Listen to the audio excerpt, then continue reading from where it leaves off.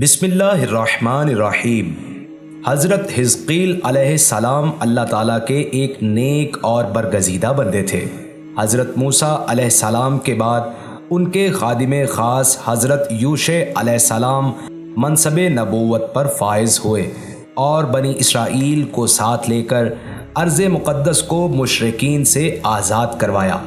اس جہاد میں حضرت غالب بن یوحنا بھی ان کے ہمراہ تھے، جو علامہ ابن جریر رحمۃ اللہ تعالیٰ علیہ کے مطابق حضرت موسیٰ علیہ السلام کی بہن مریم بنت عمران کے شوہر تھے۔ مفسرین کے مطابق حضرت یوشع علیہ السلام اور حضرت غالب رحمۃ اللہ تعالیٰ علیہ ہی وہ دو شخصیات ہیں کہ جن کے بارے میں قرآن کریم میں ارشاد باری ہے، جو لوگ اللہ سے ڈرتے تھے ان میں سے دو افراد جن پر اللہ کا انعام تھا کہنے لگے کہ ان لوگوں پر دروازے کے راستے حملہ کر دو تو فتح تمہاری ہی ہے، اور اللہ پر بھروسہ کرو اگر تم ایمان لانے والے ہو۔ تورات اور تاریخ کی روشنی میں مفسرین اس بات پر متفق ہیں کہ حضرت موسیٰ علیہ السلام اور حضرت ہارون علیہ السلام کے بعد حضرت یوشع علیہ السلام منصب نبوت پر فائز ہوئے، اور ان کی جانشینی حضرت موسیٰ علیہ السلام کے دوسرے رفیق حضرت غالب رحمۃ اللہ تعالیٰ علیہ نے کی، لیکن وہ نبی نہیں تھے۔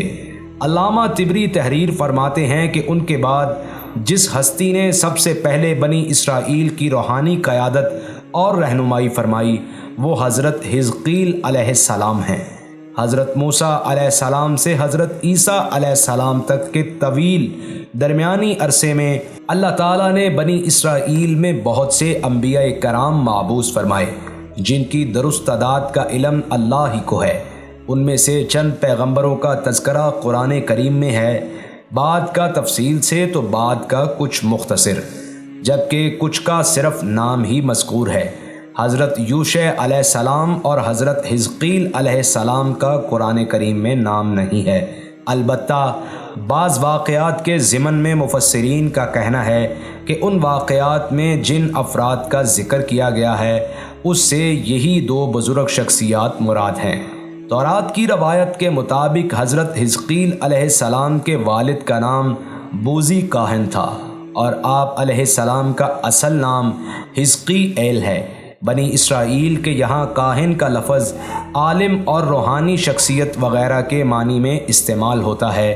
عبرانی زبان میں حزقی کے معنی قدرت اور قوت کے ہیں، اور ایل اس میں جلالت ہے، اس لیے عبرانی زبان میں اس مرکب کا ترجمہ قدرت اللہ ہے۔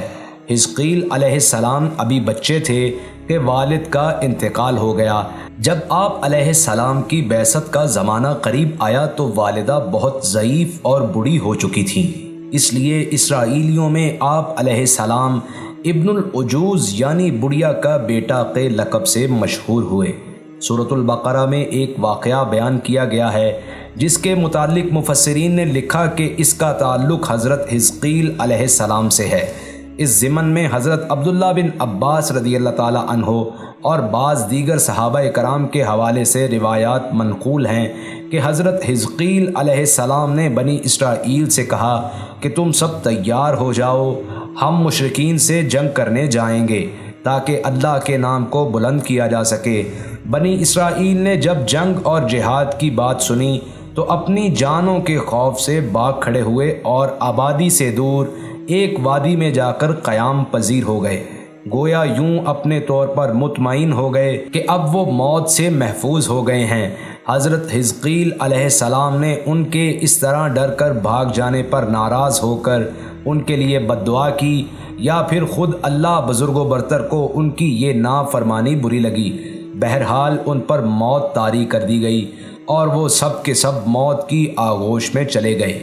ایک ہفتے بعد وہاں سے حضرت حزقیل علیہ السلام کا گزر ہوا تو انہیں ان کی اس حالت پر افسوس ہوا، جس پر انہوں نے دعا مانگی، یا اللہ ان کو موت کے عذاب سے نجات دے تاکہ ان کی زندگی خود ان کے لیے اور دوسروں کے لیے عبرت و بصیرت بن جائے۔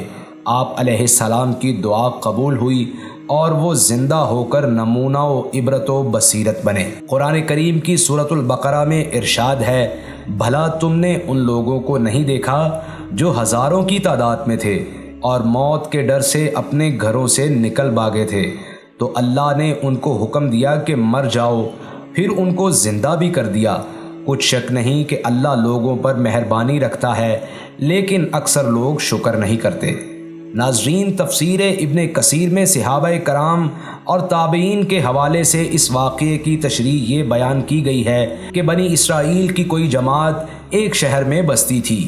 وہاں کوئی سخت وبا جیسے طاعون وغیرہ پھیل گئی، جس پر یہ لوگ جو تقریباً 10,000 کی تعداد میں تھے گھبرا اٹھے اور موت کے خوف سے اس شہر کو چھوڑ کر 2 پہاڑوں کے درمیان ایک وسیع میدان میں جا کر قیام پذیر ہو گئے۔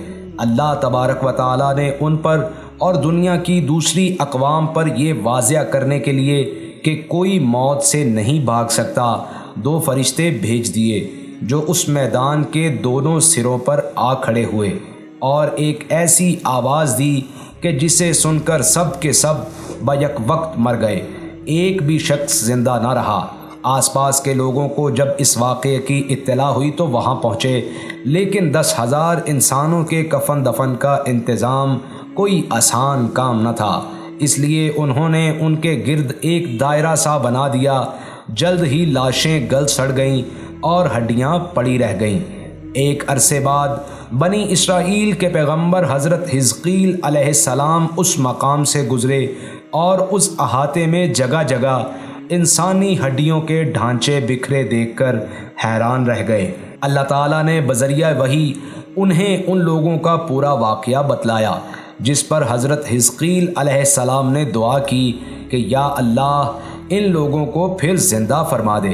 اللہ تعالیٰ نے ان کی دعا قبول فرمائی اور انہیں حکم دیا کہ ان شکستہ ہڈیوں کو اس طرح خطاب فرمائیں: اے پرانی ہڈیوں، اللہ تمہیں حکم دیتا ہے کہ ہر جوڑ کی ہڈی اپنی جگہ جمع ہو جائے۔